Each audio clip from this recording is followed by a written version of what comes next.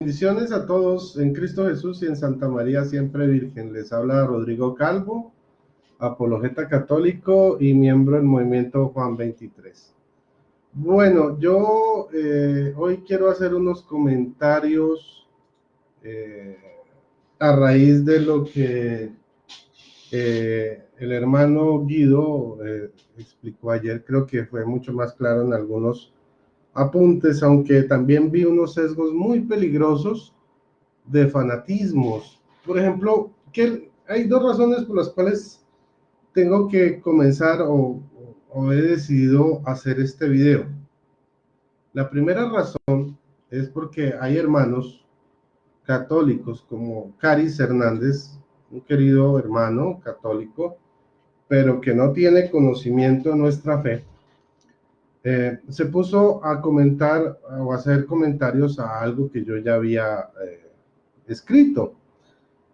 Por ejemplo, y aquí les voy a dar un ejemplo claro. Dice, María, yo dije, María como mujer tuvo periodo menstrual, seguro que por tanto sí sangró.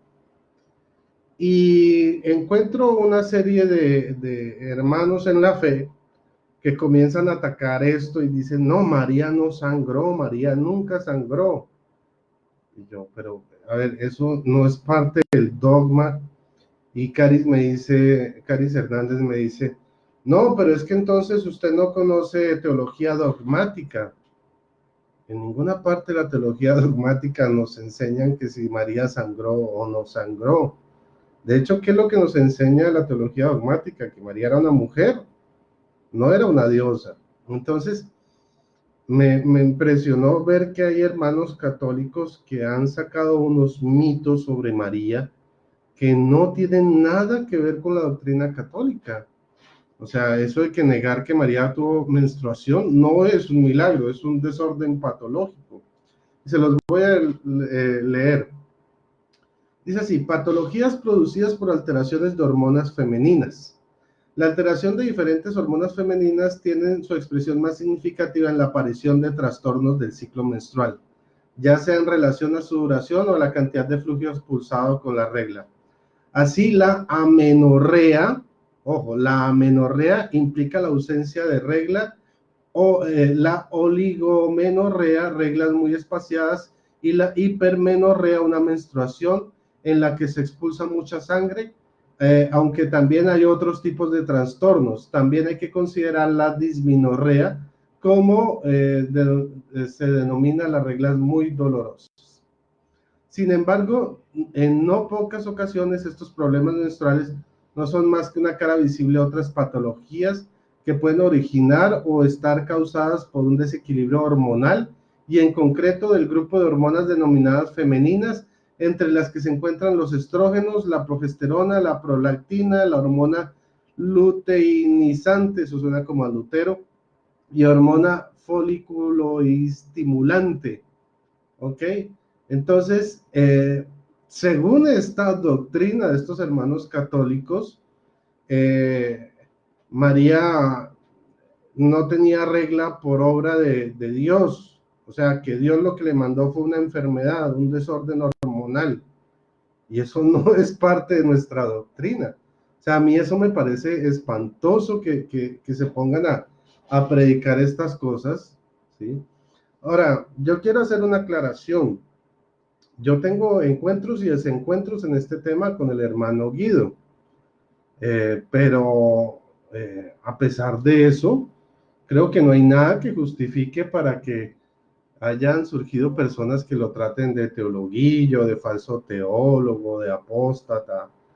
Eh, Hay que entender que hay posiciones teológicas, unas más controvertidas que otras dentro de la iglesia. Hay unas que son totalmente apostáticas, como el modernismo, pero el hecho de que una persona piense diferente a mí o que pueda estar equivocada no me da para atacarla como persona.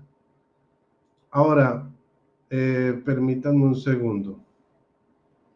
Vamos a mirar Primera de Pedro 3:15. Vamos a empezar con esto. Dice, Al contrario, dad culto al Señor Cristo en vuestros corazones, siempre dispuestos a dar respuesta a todo el que os pida razón de vuestra esperanza. Dice el versículo 16, pero hacerlo con dulzura y respeto. Mantener una buena conciencia para que aquello mismo que os echen en cara sirva de confusión a quienes critiquen vuestra buena conducta en Cristo. Entonces, aquí la gente solo se pone a leer la primera parte, lo voy a leer en la Biblia de América, que es más claro.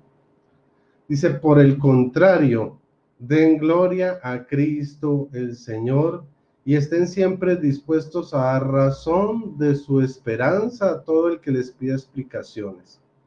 Hasta ahí estamos de acuerdo, pero ¿cuál es el problema? Que muchos de ellos atacan a las personas, las por debajean, las tratan mal. Y no leen el versículo 16, dice, háganlo sin embargo con sencillez y respeto, como quien tiene limpia la conciencia. Así quienes hablan mal de su buen comportamiento como cristianos se avergonzarán de sus calumnias. Ahora, bendiciones Guido, bendiciones Antonio. Bueno, Antonio me dice que si la menstruación es consecuencia del pecado original, puede ser, puede ser, ¿sí? Pero en este sentido, hay que entender que los primeros 11 capítulos del Génesis no son textos históricos, ¿sí? No es que Moisés estuviera ahí en el Génesis tomando nota de lo que decía Dios a Adán y Eva, ¿no? Ahora, eh, sí, digamos que le voy a valer ese punto a Antonio Valencia. Digamos que entonces María no tuvo menstruación, cosa que no es parte de la doctrina católica, es una suposición.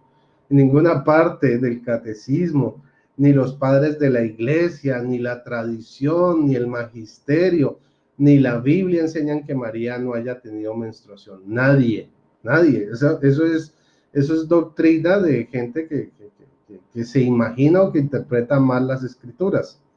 Ahora, ya vimos que desde el punto de vista médico, esto, no tener menstruación es un desorden hormonal.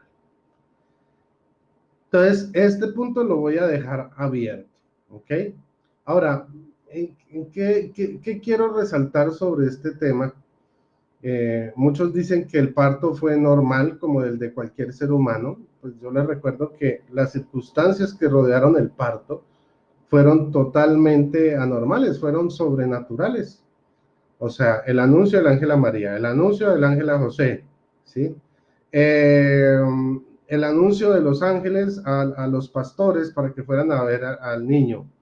La estrella de Belén que guiaba a los reyes magos hacia el niño, bueno, hacia los sabios de Oriente, que lo guiaron hacia el niño. ¿Ok? La matanza de los santos inocentes, la huida que el ángel les dice a José que tome a la niña, a su mujer y al hijo, ¿sí? A la madre y su hijo, y se los lleve para el desierto, para Egipto. Entonces, estos elementos son totalmente sobrenaturales.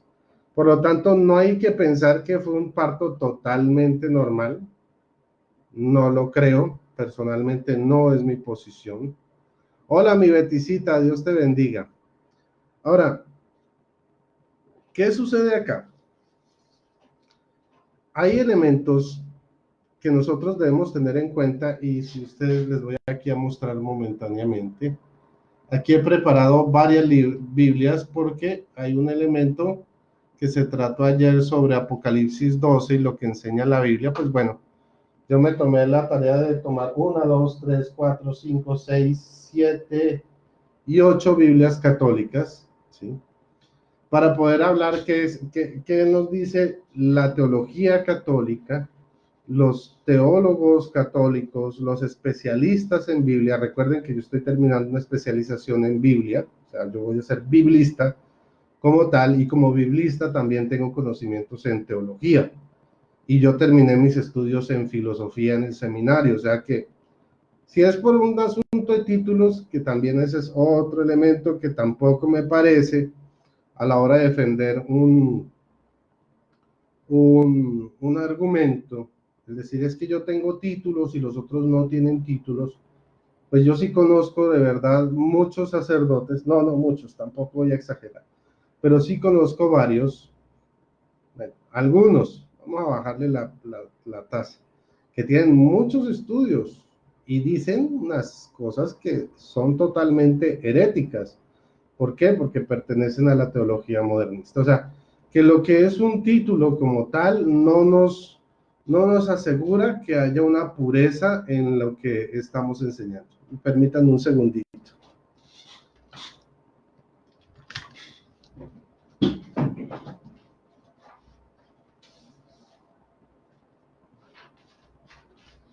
Bueno, entonces como les iba diciendo, la cuestión tampoco se remite a la cantidad de títulos que yo pueda tener, porque si es por títulos, pues yo soy politólogo de la Universidad Nacional de Colombia, soy técnico en sistemas, estudié, terminé la filosofía completa del seminario, intensa, de hecho ahí tengo los tomos de la enciclopedia de filosofía, me leí todo ese mamotreto de filosofía. Entonces, he estudiado teología, claro que sí. Estoy haciendo mi especialización en Biblia, ¿ya? En Sagrada Biblia. eh, y soy, o sea, en un par de meses ya tendré mi título de biblista.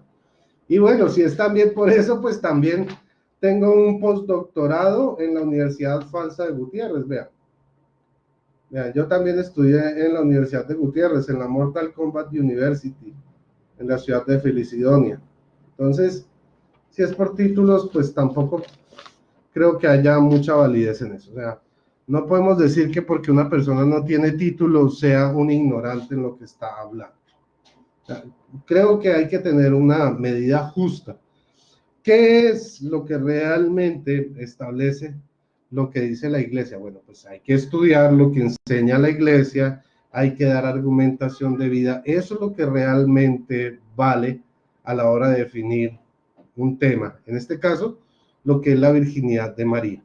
Ahora, para comenzar, yo quiero leer lo que dice el catecismo, o sea, recuerden que el catecismo es el compendio teológico de nuestra doctrina y es lo que debemos creer. Más allá de lo que usted diga o hable o piense de lo que dice el catecismo es pura cháchara. ¿Sí me hago entender? Nosotros debemos atenernos y creer lo que dice el catecismo como tal. Entonces, para evitar confusiones, eh, vamos a leer lo que dice el catecismo. Dice numeral 498 y 499.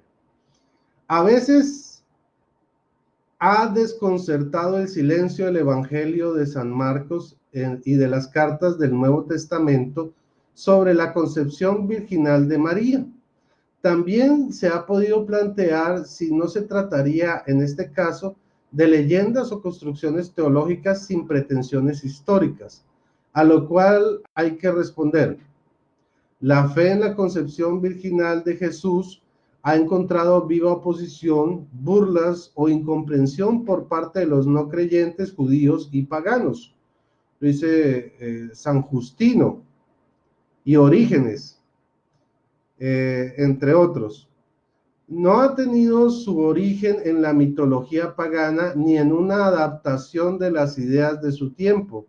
El sentido de este misterio no es accesible más que a la fe que lo ve en ese nexo que reúne entre sí los misterios. Dentro del conjunto de los misterios de Cristo, desde su encarnación hasta la Pascua, San Ignacio de Antioquía da ya un testimonio de este vínculo. Dice, el príncipe de este mundo ignoró la virginidad de María y su parto, así como la muerte del Señor, tres misterios resonantes que se realizaron en el silencio de Dios, citando Efesios 19:1 y 1 Corintios 2:8. Ahora, el numeral 499, ¿qué nos enseña? La profundización de la fe en la materia, en la maternidad virginal, ha llevado a la Iglesia a confesar la virginidad real y perpetua de María, incluso en el parto del Hijo de Dios hecho hombre. En efecto, el nacimiento de Cristo, lejos de disminuir, consagró la integridad, ojo, y esto es el dogma, este es como tal la enunciación del dogma de la virginidad de María, dice, lejos de disminuir, consagró la integridad virginal, o sea, en su conjunto, no se refiere solo al momento de que es virgen porque no la penetró, pero sí perdió el himen. Yo en este aspecto sí tengo una distancia con mi hermano, y tengo que denunciarla con todo respeto, porque el catecismo es muy claro, dice la integridad virginal. La integridad virginal no incluye solo la penetración, sino el himen, la integridad de su madre. La liturgia de la iglesia celebra a María como apartenos, o sea, la siempre virgen. ¿Ok? Ahora, y vamos a aclarar otras cosas más adelante, pero sigamos con el catecismo. Vamos al numeral 503. Dice así: la virginidad de María manifiesta la iniciativa absoluta de Dios en la encarnación. Jesús no tiene como padre más que a Dios.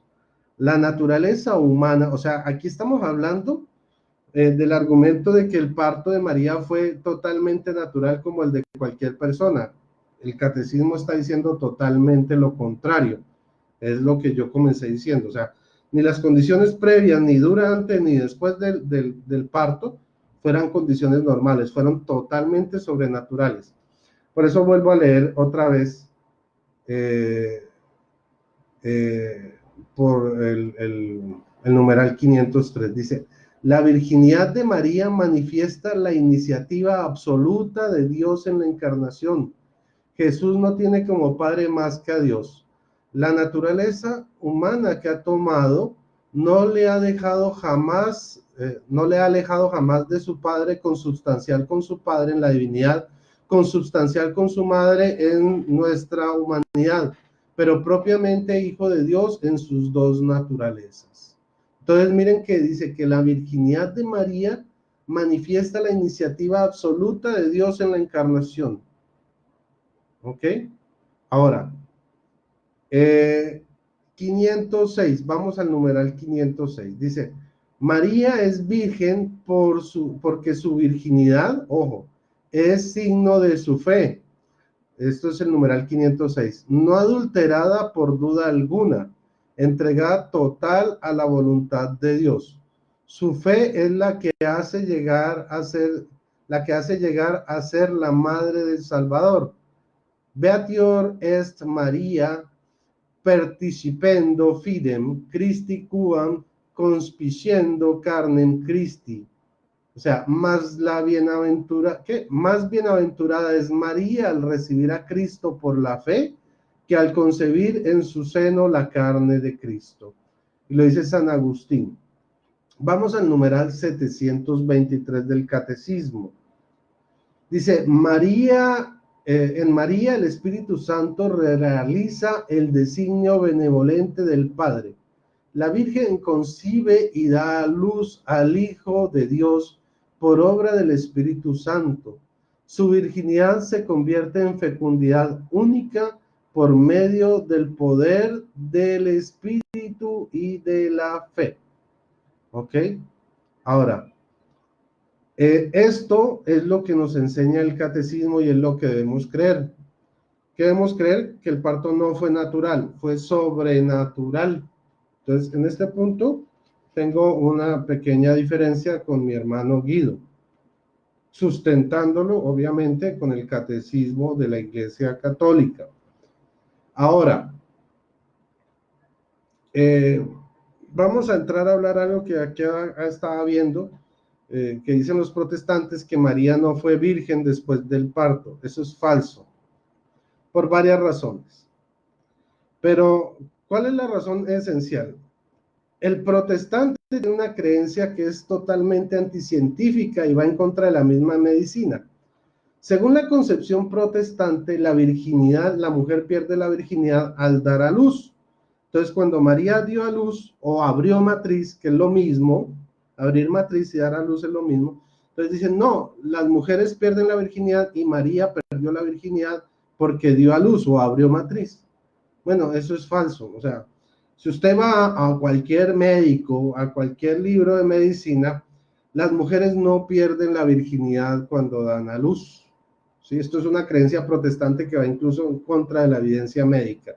La mujer cuando pierde la virginidad, cuando es penetrada o cuando tiene su relación sexual, pierde la virginidad. No al dar a luz como enseñan los protestantes. Entonces, si María concibió o el Espíritu Santo engendró en María sin penetración, ¿sí? Siguió siendo virgen, y al dar a luz no quiere decir que por dar a luz deja de ser virgen. Eso es un error.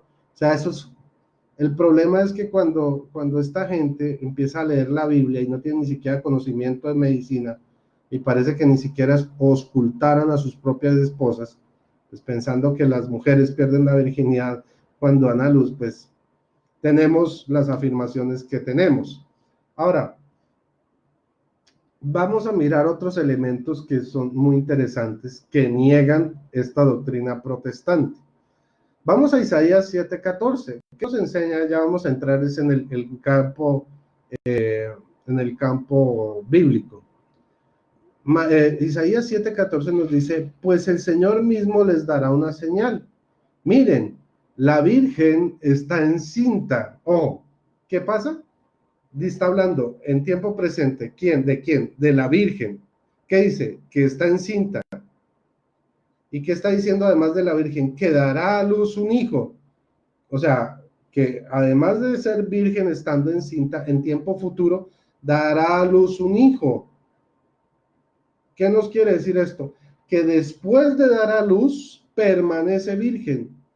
Porque si no nos diría, miren que la virgen está encinta y después perderá la virginidad a dar luz al hijo. Eso no lo dice la Biblia. Lo que nos dice, ¿sí?, es que la virgen está encinta, uno, y cae, o sea, son dos acciones relacionadas, no aparte, dará a luz un hijo. O sea, estas dos acciones están englobadas dentro de la Virgen. O sea, que está diciendo que a pesar de, va a haber dos eventos milagrosos. Primero, que está embarazada. Y segundo, que va a dar a luz un hijo y seguirá siendo virgen. Por eso está ahí la cláusula CAI en medio de los dos, que es el y, ¿ok? La joven está encinta y dará a luz un hijo a quien le pondrá por nombre Emmanuel. Ahora, si vamos también a Mateo 1:23, el mismo evangelista nos hace un relato de lo que, cómo se cumple esta profecía. ¿Qué nos dice? La Virgen, ¿sí? ¿Quién? Sobre recae la acción, concebirá, listo, milagro 1, la Virgen concebirá y dará a luz un hijo, y cae, o sea, tiene las dos acciones en conjunto. Por eso el milagro es ese, que la señal que será virgen estando embarazada y dando a luz, a quien le pondrán por nombre Jesús, que significa Dios, que pondrán por nombre Emmanuel, que significa Dios por nosotros, con nosotros. Entonces, aquí vemos cómo la misma estructura gramatical, citando a Dani Córdoba, no mentiras, ya en serio, hablando de gramática en serio, vemos cómo el mismo texto nos muestra dos milagros que son la señal de Dios en la Virgen, que concebirá y dará luz. No dice que en el momento que el milagro sea solo concebir, sino también dar a luz. Esa es la señal de Dios. Ahora, una señal en la Biblia es un elemento invariable, inconfundible, que no se cambia. Por eso cuando dice en Isaías 7:14, pues el mismo Señor les dará una señal, o sea, algo que permanece, que no se altera, que no cambia, que no hay lugar a confusión. Y resulta que el protestante confunde muchas veces lo que es una señal con un símbolo, ¿ok? El símbolo tiene varias interpretaciones, la señal es unívoca. Entonces, ¿en qué sentido lo digo? Les voy a dar un ejemplo de señal. Ustedes saben que en su país hay, o por lo menos en Latinoamérica, hay una figura de una señal de tránsito con forma romboide, de color rojo y letras blancas. Y dice pare, ¿sí? Eso es un pare, es una señal que le enseña a usted que usted debe detenerse. Pero si usted va a Estados Unidos, va a encontrar la misma señal, pero no dice pare, dice stop. Pero aunque diga stop, ¿sí? Usted va a entender qué es lo que significa, que usted se tiene que detener. Y si usted va a China o a Japón o a Rusia, va a encontrar la misma señal, escrita con lenguajes distintos que usted de pronto no entiende. Pero usted entiende que al ver esa forma romboide, ¿sí? Con color rojo, con letras blancas, significa que usted se tiene que detener. Eso es una señal, algo que es inconfundible, ¿ok? Entonces, a eso no hay forma de alterarlo. Entonces, estamos de acuerdo en que la señal de Dios es que la Virgen daría luz de forma sobrenatural, ¿sí? Concebiría de forma sobrenatural. Se le hizo el anuncio de forma sobrenatural y después del parto todo fue sobrenatural. O sea, de naturalidad. De hecho, Guido, mi hermano, ayer decía que un elemento para decir que la concepción de María fue natural y no sobrenatural es que ella concibió en un pesebre. Sobre este argumento tengo también que diferir. ¿Por qué? Porque no es costumbre judía dar a luz a los niños en los pesebres. Los pesebres son los lugares donde guardan los animales. Esa no es una costumbre judía. De hecho, es una costumbre totalmente anormal. Está por fuera de lo normal, del canon. No hay ningún texto en la Biblia, aparte de los evangelios, que nos diga que los judíos o que algún judío fue dado a luz en un pesebre. O sea, no era parte de la tradición. Entonces, yo por eso considero que en este aspecto mi hermano Guido se equivoca tajantemente. De hablar de que el hecho de dar a luz en un pesebre es algo natural, no es costumbre judía, no hay otro relato bíblico por fuera de los evangelios que apoye esta posición de mi hermano Guido. Ahora, vamos a Ezequiel capítulo 44, versículos 2 y 3, que nos dice así: y el Señor me dijo, ojo, está hablando con el profeta Ezequiel, y le está mostrando una profecía, algo que va a suceder en el futuro, sobre el nacimiento del príncipe, o bueno, del rey, del Mesías, del Mashiach, ¿ok? Ahora, ¿qué nos dice? Y el Señor me dijo, este pórtico estará cerrado y no se abrirá, porque aquí ha entrado el Señor, el Dios de Israel, por tanto, estará cerrado. Se refiere a cuando María recibe el Espíritu Santo o es engendrada por el Espíritu Santo, y que nos enseña que este pórtico permanecerá cerrado. Dice así el 3, solo el príncipe podrá sentarse en él, refiriéndose a María, cuando María lo amamantó, ¿sí? Podrá sentarse en él para comer delante del Señor. Entrará por la sala de entrada del pórtico y saldrá por el mismo sitio. Entonces, aquí vemos dos cuestiones, o bueno, primero que el Dios mismo le dice a Ezequiel que donde él va a poner su presencia va a permanecer cerrado, y porque solo el Señor mismo comerá ahí.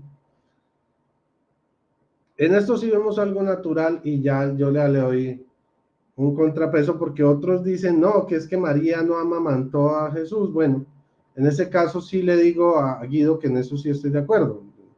Es normal que María haya amamantado al niño, pero Guido dice que las escrituras no refieren eso. Las escrituras sí refieren eso. O sea, de hecho en el Ezequiel 44:3 dice, solo el príncipe podrá sentarse en él para comer delante del Señor. O sea, se refería a amamantarlo. Y también en los evangelios, cuando le dicen a Jesús, benditos los pechos que te amamantaron, y Jesús no niega el hecho del amamantamiento. Dice, más que por haber sido amamantado, es por haber creído, o sea, los que creen en Jesús. Entonces, vemos cómo la Biblia así nos dice que efectivamente María amamantó a Jesús. O sea, ahí la única aclaración sería decirle a mi hermano que la Biblia sí aclara que fue amamantado. Ahora, vamos a Isaías, capítulo 66, desde el versículo 7 hasta el 11. Quiero que vemos esto, porque recuerden que María, teológicamente, desde lo que es la teología dogmática y la mariología, María es la nueva Jerusalén. Entonces, quiero que tengamos esto muy en claro para abordar el siguiente texto. Dice Isaías 67, 7 en adelante. Sin estar de parto, ha dado a luz, ha tenido un hijo sin sentir dolor. Ojo, que dice, sin estar de parto, ha dado a luz, ha tenido un hijo sin sentir dolor. Entonces, aquí podríamos decir que María no sufrió dolores de parto en el sentido literal. Ahora, que tuvo o no tuvo dolores de parto no es parte del dogma ni parte de la doctrina. Son posiciones teológicas. Y como posición teológica es discutible. Hay padres de la iglesia que están de acuerdo que María no tuvo dolores de parto. Y otros que dicen que sí tuvo dolores de parto. Esto es una posición tan libre como aquellos que dicen que José fue siempre virgen también, en la eternidad perpetua de la virginidad perpetua de San José, y otros que dicen, no, pues San José no era virgen, ya había sido casado, etcétera, etcétera, etcétera. Eso es discutible, es abierto, ya esto es campo de la especulación, pero quiero que entiendan que si tuvo o no tuvo dolor, no es ni dogma, ni es parte de la doctrina de la Iglesia Católica. Son posiciones teológicas, donde hay discusión, donde la discusión está abierta, ¿ok? Ahora, dice así, voy a recurrir entonces a tomar la posición de Isaías 6:7, digamos que no tuvo, voy a tomar la posición agustiniana de San Agustín, que no tuvo dolores de parto. Entonces, dice, sin estar de parto, ha dado a luz, ha tenido un hijo sin sentir dolor. ¿Quién oyó jamás cosa igual? ¿Quién vio nada semejante? ¿Nace un país en un solo día? ¿Se da luz a un pueblo de una sola vez? Pues apenas sintió los dolores, Sión dio a luz a sus hijos. Y aquí nos vamos a remitir más adelante a Apocalipsis 12 para ver que los hijos de la mujer son aquellos que guardan el testimonio de Jesús y guardan los mandamientos de Dios. Entonces, ¿cómo nos volvemos hijos de María automáticamente? Guardando esas dos cositas. Pero sigamos al versículo 9. ¿Acaso abriré la matriz y no dejaré dar a luz? Dice el Señor. ¿Acaso iba a cerrar yo que hago nacer? Dice Dios. Alégrense con Jerusalén y regocíjense por ella todos los que la aman. Salten de gozo con ella los que estaban de duelo por ella. Pues se saciarán con la leche de sus pechos consoladores y saborearán el deleite de sus senos generosos. Entonces aquí también hablamos de que María amamantó. Entonces creo que aquí ya estamos mirando desde la mariología cómo podemos justificar ciertas posiciones sobre la Virgen. Algunas son dogmáticas, no están en discusión, pero otras, como el hecho de que tuvo dolores o no tuvo dolores, sangró o no dolor o no sangró, son posiciones teológicas, no son dogmas, no son doctrina de la Iglesia Católica, y eso es lo que quiero que entiendan. Ahora, Cantar de los Cantares, vamos a ir al versículos, capítulo 4, versículos 11 y 12. Dice así: miel virgen destilan tus labios. ¿Miel qué? Virgen. Destilan tus labios, novia mía. Hay miel y leche debajo de tu lengua. O sea, si hay miel y leche es porque va a dar alimento. ¿Ok? Y la fragancia de tus vestidos como la fragancia del Líbano. Huerto eres cerrado, hermana mía, novia mía, huerto cerrado, fuente sellada. ¿Cuál es la fuente? ¿Mm? Cuando hablamos de romper fuente, ¿a qué se refiere? ¿Mm? Entonces, ella, según Cantar de Cantares, es huerto cerrado, ¿sí? Y fuente sellada. Entonces, creo que en ese punto del himen, hablar de que la virginidad de María solo se reduce al hecho de la penetración y no al del himen, me parece peligroso, equivocado, porque como ya vimos lo que dice eh, el mismo catecismo y el dogma sobre la virginidad de María, dice, lejos de disminuir, consagró la integridad virginal de su madre. ¿Ok? Ahora, vamos a pasar entonces ya al término de lo que es Apocalipsis 12. Me he tomado la libertad de utilizar varias Biblias. Vamos a empezar desde las más simples hasta las más eruditas. Pues vamos a empezar con esta, la Biblia latinoamericana.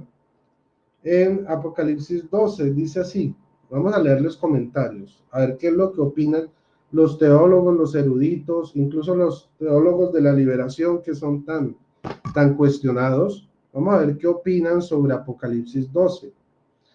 Aquí empieza la segunda parte de la visión de Juan. La iglesia ha salido del marco judío y se amplía el horizonte. La iglesia va al encuentro de las naciones luchando contra el poder del demonio. Empieza una serie de 7 signos o visiones en el cielo. Las dos primeras nos presentan a los protagonistas de la historia sagrada, a la mujer y al dragón del pueblo de Dios y el demonio. Dice, apareció una mujer, aparece rodeada de gloria, pero sufriendo dolores de parto. Es la humanidad a la que Dios lleva a la gloria, toda nuestra historia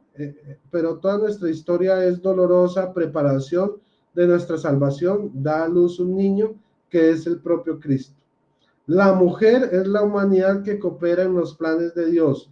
También es María que da a luz a Jesús, ¿sí? También es la iglesia que huye al desierto, es decir, que es retirada espiritualmente del mundo y alimentada por la palabra de Dios durante el tiempo de las persecuciones, 1260 días, o sea, 3 años y medio. Entonces, vemos aquí, y esto, ojo, ¿qué es lo que nos dice la Iglesia Católica sobre Apocalipsis 12? Y quiero que lo entiendan esto sin fanatismos. Primero, que significa Israel. Segundo, significa también la iglesia. Y tercero, significa también la Virgen María. Hay 3 vertientes aceptadas interpretativamente por la Iglesia Católica. Que la mayoría de los padres de la iglesia, la mayoría de los eruditos bíblicos católicos la identifican con María, porque al usted hacer una transposición y hacer la investigación y la comparación con el Antiguo Testamento, se ajusta perfectamente en todos los aspectos a la descripción de María, en todos, o sea, no deja ningún cabo suelto, mientras que en los términos cuando se interpreta como la iglesia y como Israel, sí hay cabos sueltos. O sea, hay cosas que no, hay versículos de Apocalipsis 12 que no se pueden asociar a Israel o a la iglesia comparado con el Antiguo Testamento. En cambio, en María, y de hecho yo tuve un debate sobre eso con alguien que aseguraba que era Israel, y yo tuve la posición de que era María, y le demostré como todos los vacíos interpretativos de aquellos que dicen que es Israel y todos los vacíos interpretativos de los que dicen que es la iglesia, mientras que se ajusta perfectamente a la descripción de María. Y cualquiera que quiera debatir esto, con mucho gusto estoy abierto a hacer un debate sobre este tema y mostrarle cómo todos los vacíos de la interpretación. Perdón, pero yo creo que Guido no tiene nada que disculparse. O sea, él está exponiendo su posición teológica. Él no está diciendo herejías. Y tienen que respetarlo. Recuerden lo que les leí de 1 Pedro 3, 15, 16. Hay que hacer las cosas con respeto y con mansedumbre. Y eso es lo que estamos haciendo aquí. que yo tengo ciertos encuentros y desencuentros con Guido en esta materia, por eso lo estoy aclarando, pero lo estamos haciendo con respeto, a la altura. Lo estoy tratando como un hermano en la fe. Y yo creo que ustedes deberían tomar ejemplo de eso. Bueno, volviendo al tema. Aquí tenemos la Biblia Católica para jóvenes. Dije que desde las más simples hasta las más eruditas, ¿no? Esta trae una versión, se me olvida el nombre, la de Monseñor Leborati, es la traducción de esta. Vamos a ver qué nos dice la Biblia Católica para jóvenes.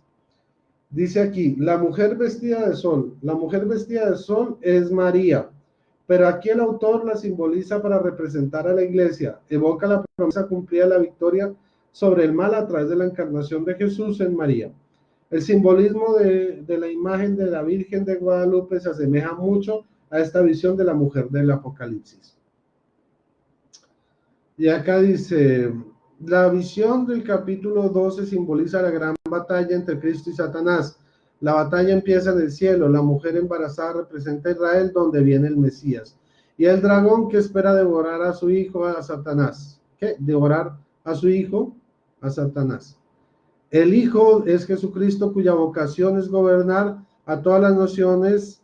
Satanás fracasa en su intento y es expulsado del cielo. El conflicto se traslada a la tierra y el dragón continúa persiguiendo a la mujer, que ahora representa a la iglesia y a quien Dios protege y alimenta con el simbólico maná. El dragón insiste y persigue entre sus otros hijos a los cristianos que dan testimonio de Jesús. La Iglesia Católica ve en la mujer vestida de sol a María y a la Iglesia, pues ambas comparten la misión mesiánica de Jesús. ¿Ok? En este pasaje se lee en la fiesta de la Asunción para celebrar la entrada de María en el cielo como primera discípula de Jesús. María representa a la iglesia ya victoriosa que aguarda en el cielo e intercede por nosotros. Esto lo dice la Biblia para jóvenes de Monseñor Leborati, o bueno, con la traducción de Monseñor Leborati. Ahora, sobre las simbologías, antes de seguir con las otras Biblias, sobre las simbologías de Apocalipsis 12, obviamente, cuando nos dicen que por qué entonces la mujer huyó al desierto, ¿acaso María huyó al desierto? Sí, cuando el ángel le anuncia a José que tomara a la niña, a la madre y al niño y se los llevara para Egipto. Acuérdense que para ir a Egipto había que atravesar el desierto del Sinaí. Entonces, ahí no hay contradicción. Y entonces, ¿por qué dice que María tuvo dolores de parto? Bueno, esos dolores, recuerden que el lenguaje de Apocalipsis no es literal, es simbólico. Entonces, ¿qué representan estos dolores de parto? Pues los sufrimientos de María, los sufrimientos que tuvo que tener cuando José casi la abandona, al no creerle, pues que ella había concebido por obra del Espíritu Santo, que después interviene el ángel en un sueño y le aclara a José que sí, sí. El hecho de que estuviera a punto de ser lapidada, el hecho de tener que irse, y eso lo dijo Guido ayer, el hecho de trasladarse desde Nazaret hasta Belén, ¿sí? Para empadronarse estando embarazada, el hecho de tener que dar a luz en un pesebre, ¿sí? Luego la persecución, todos estos son los dolores simbólicos del parto en Apocalipsis. Porque ayer me decía un protestante, que es muy gracioso, Johnny Xoye, que, entonces también el hijo es literal, es simbólico y no es literal. Bueno, a ver, en el versículo 4 nos dice que el hijo es aquel que ha de regir las naciones con una vara de hierro. Entonces yo le dije, bueno, entonces según usted Jesús nació con una vara de hierro en la mano. O sea, así es la tontería protestante. Y se quedó callado, pues obviamente ahí tuvo que admitir que el lenguaje es simbólico. ¿Ok? Ahora, vamos a seguir pasando. Vamos a pasar a las Biblias de Jerusalén. Voy a empezar por la Biblia de Jerusalén 1976. Los comentarios. Vamos a ver, a ver, a ver, a ver. Permítanme un segundo.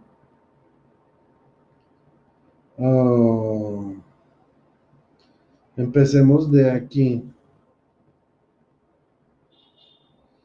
Bueno, dice, la escena se corresponde con Génesis 3:15, la mujer que da a luz con dolor, al que será el Mesías. Satanás la tienta, la persigue, así como a su descendencia. La mujer representa al pueblo santo de los tiempos mesiánicos y por tanto a la iglesia que lucha. Es posible que Juan piense también en María, nueva Eva, la hija de Sión, que trajo al mundo al Mesías. Biblia Jerusalén 1976. Vamos a la Biblia Jerusalén, quinta edición, la más actual de las Biblias Jerusalén. Vamos a ver, creo que dice más o menos lo mismo. Vamos a ver qué nos dice. A ver. La escena se corresponde con Génesis 3:15-16. La mujer da a luz con dolor al que será el Mesías. Satanás la tienta, la persigue así como su descendencia. La mujer representa al pueblo santo de los tiempos mesiánicos y por tanto a la iglesia que lucha. Es posible que Juan piense también en María, nueva Eva y la hija de Sión que trajo al mundo al Mesías.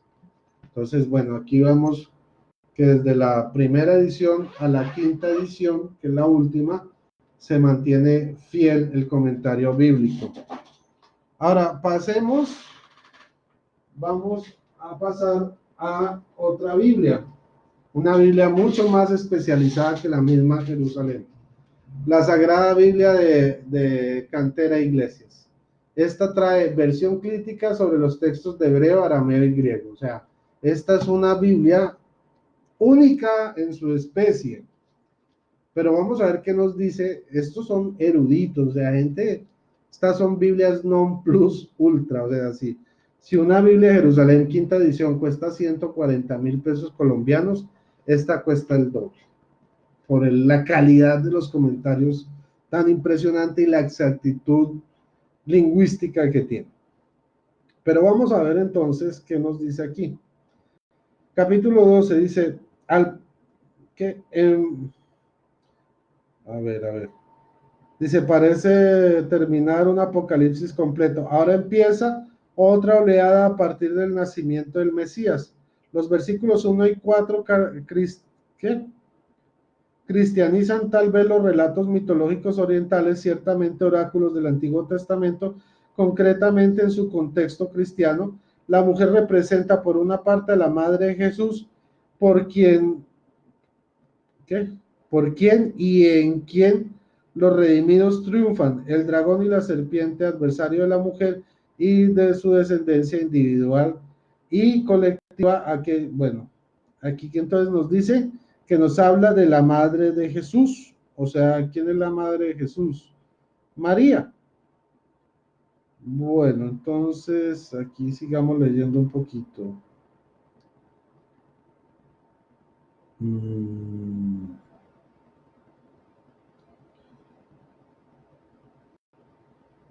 Bueno, entonces, no, esto ya, aquí habla mucho sobre esta especificación.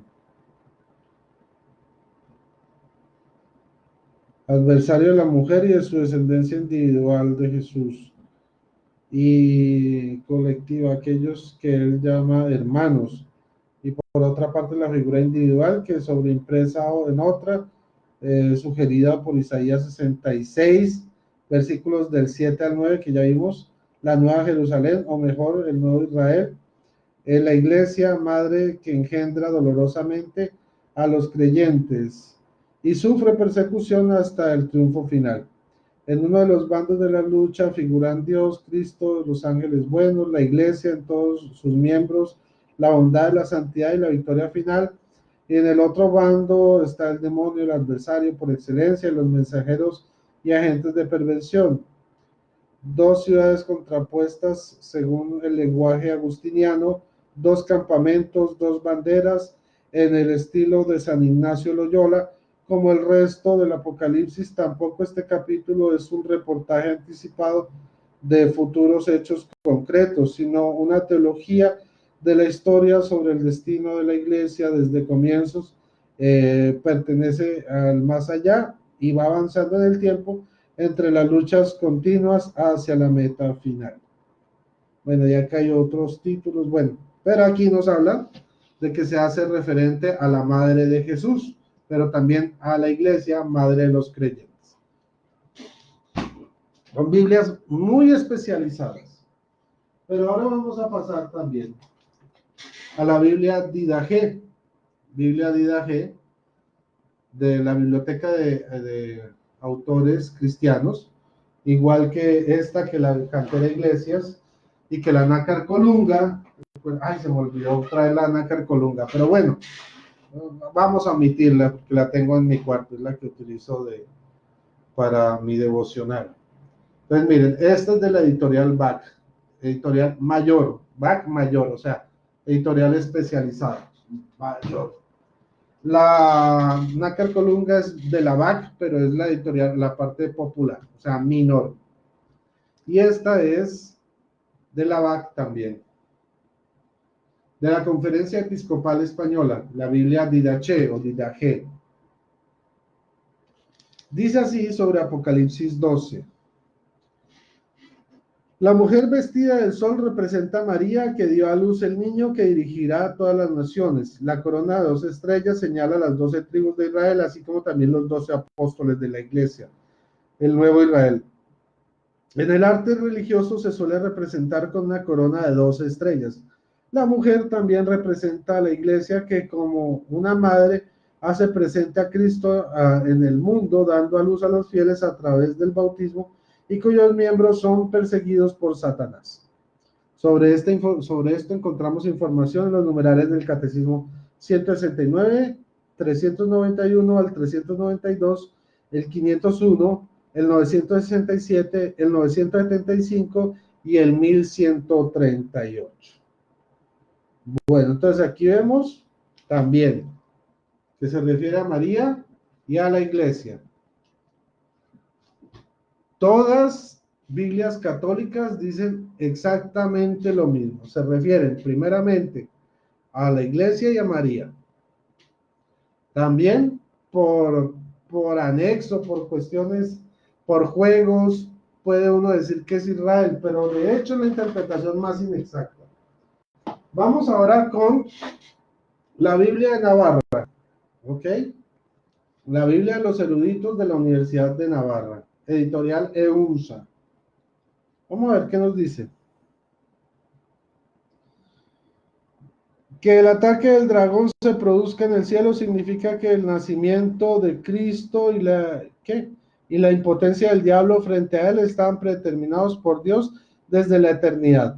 La mujer presenta rasgos aplicables a Israel, a la Santísima Virgen y a la Iglesia, aunque directamente se refiere más a María Santísima, cuya maternidad conllevó el dolor del Calvario y había sido profetizada como una señal.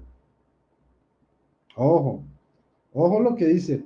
La mujer presenta rasgos aplicables a Israel, a la Santísima Virgen y a la Iglesia. Aquí reconocen los 3 elementos que la Iglesia acepta. Dice, aunque directamente se refiere más a María Santísima, cuya maternidad conllevó el dolor del Calvario y había sido profetizada, ojo, como una señal. Isaías 7:14. ¿Ok? ¿Se acuerdan lo que les dije de lo que significa una señal en la Biblia? Ok, listo. Vamos a pasar a la última. Y este es el santo grial de las Biblias. La Biblia comentada de Monseñor Straubinger. Biblia apologética, además, que tiene apologética, patrística, teología. Miren los comentarios, vean. Esto que ven aquí arriba de la raya, perdón, a este lado para que la vean mejor. Esto que está aquí arriba de la raya, oh, María. Si en esta rayita, arriba de la raya, este es el texto bíblico. Todo lo que está debajo del texto en letra más pequeña, todo esto, son comentarios bíblicos. Y este es el pedacito de texto, y estos los comentarios sobre los pedazos de texto. Entonces, imagínense la calidad de esta Biblia, por eso yo la llamo el Santo Grial de las Biblias católicas. Entonces, vamos a ver qué es lo que nos dice. A ver. Esto tenía una... un comentario muy extenso. A ver, yo por aquí había visto.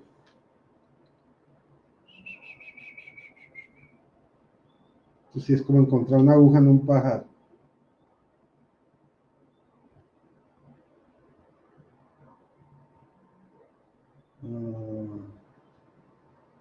A ver, denme un segundito. Está como por aquí. Ok, por acá está. Sí, ya. Aquí está. Voy a leer porque esto es continuo, esto es larguísimo. Entonces dice, voy a leer donde haya como un punto, un par. Y ella huye al desierto, dándose así a entender que también ella estaba entonces en la tierra y aún en el parto había sido ya aquí, pues que el hijo es arrebatado hacia Dios. Y ella había huido al desierto ya del versículo 6, este pasaje en relación con la Santísima Virgen, ¿ok? Pero es solo un sentido acomodático, pues la mención de los dolores del parto se opone a que vea aquí una referencia a la Virgen María, lo cual dio a luz también sin detrimento de su virginidad. Puede recordarse también la misteriosa profecía del protoevangelio, donde se muestra ya el conflicto de este capítulo entre ambas descendencias, o sea, la descendencia de la mujer y la descendencia de la serpiente. Eh, um, bueno, ¿y qué dice? ¿Qué? Y se anuncian dolores de parto como aquí, lo cual parecería extender el símbolo de esta mujer en toda la humanidad redimida por Cristo, concepto que algunos aplican también a las bodas, que se interpretan en el sentido en el sentido lato, considerado derribado el muro de la separación con Israel. Bueno, aquí, pues, esto es larguísimo, o sea, un comentario de Génesis 12 y una letra, pero así diminuta. O sea, a duras penas la veo y eso pues porque tengo unos lentes tan gruesos como para ver el futuro. Bueno, entonces, esto era lo que yo les quería mostrar, haciendo un recorrido por lo que es lo que creemos realmente, haciendo no, yo pienso, yo creo, yo me imagino, es que un protestante me dijo, es que fulanito dijo, es que tal padre de la iglesia dijo, no. Hicimos un recorrido de lo que realmente creemos acerca de la virginidad de María. Demostramos que el sangrado no es parte de la doctrina ni del dogma, como lo asegura Caris Hernández. Eso no, si María sangró o no sangró, eso no es parte de la doctrina ni del dogma de la iglesia. Y eso lo vimos analizando el dogma, analizando la Biblia y analizando el catecismo, incluso los comentarios bíblicos refutan este tipo de posiciones. Entonces, por eso quise hacer este ejercicio completo, desde lo teológico, desde lo escriturístico, ¿sí? Incluso desde la patrología, ¿ya? Y espero que haya quedado claro. Ahora, por eso les digo, como dice el dicho, ni tanto que queme al santo, ni tampoco que no lo alumbre. O sea, debemos creer que María preservó su himen, preservó su virginidad antes, durante y después de dar a luz, pues del parto, ¿sí? Que si sangró, que si le dolió o no le dolió, eso es materia de discusión teológica. O sea, no es doctrina, no es dogma, es una opción teológica que está abierta a la discusión, tanto como decir que si San José fue virgen o no fue virgen toda su vida. Eso es cuestión de discusión teológica. La iglesia está abierta a esos temas, no tiene una posición fija alrededor. Entonces, ejercicio lo hice para que podamos entender lo que es dogma, doctrina de la iglesia y lo que ya entra en el campo la libertad teológica de la especulación, ¿ya? Entonces, en ese sentido, pues muestro mis acercamientos conceptuales con el hermano Guido Rojas y también mis distancias, sobre todo en el aspecto del himen. Él creo que habla algo sobre perder el himen, yo creo que no, o sea que es la integralidad y lo probé con la Biblia y con lo que nos enseña el catecismo y lo que enseña el dogma sobre la integralidad, la integralidad de la integridad de Nuestra Señora. Entonces, bueno, no siendo más, no es ni para maltratar al hermano Guido, ni para por debajearlo. De contrario, yo reconozco que él ha hecho grandes aportes a la apologética, el hecho de que utilice los mismos comentarios de especialistas, de investigadores protestantes para refutar a los mismos protestantes, me parece que es algo, un ejercicio rescatable e importante, aunque a veces puede llegar a ser peligroso. Aun unas pocas veces existe ese riesgo, como en todo existe el riesgo. Pero me parece que él es osado y aventurado al hacer este tipo de ejercicios que es tan interesante y yo le doy todo mi respeto y admiración.